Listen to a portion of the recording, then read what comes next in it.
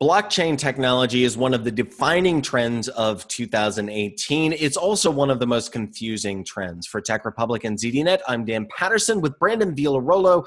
Brandon, what is the blockchain? It's a really good question because it confuses even me, and I've spent a lot of time reading up on it. So to break it down in the most basic way possible, think of a database, right? Where you're storing a whole bunch of transactions or a whole bunch of information about the movement of currency or particular objects.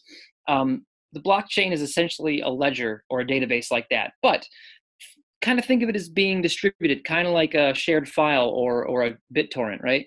Everyone's got a little bit of this database, and the only way to add to the database is to verify your transaction with all those holders of the database, kind of adding another block on the end of that database chain. So that's basically what the blockchain is. It's a massive decentralized database that's verified and unalterable unless 51% or more people who hold pieces of the blockchain say, let's make a change to this block. And that's pretty much impossible to have that happen unless a government controlled that amount of the blockchain.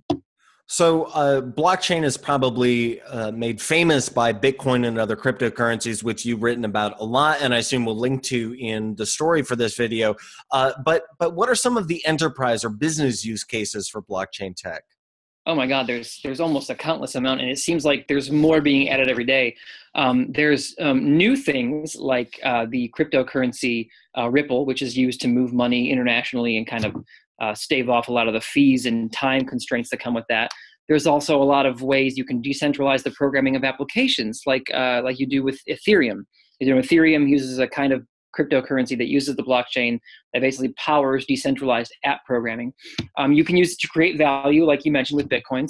You can use it to manage data, the government could use it to create fully public records, because again, the blockchain isn't only decentralized, it's also completely public and sort of completely transparent. So you're talking file storage, there's countless uses for the blockchain. All right, so you can stay on top of all things blockchain and cryptocurrency by visiting TechRepublic, and you can find Brandon's many posts about the different forms of blockchain tech, as well as the different types of cryptocurrency by visiting TechRepublic. And while you're there, stay on top of all of our breaking news by subscribing to the TechRepublic Next Big Thing newsletter.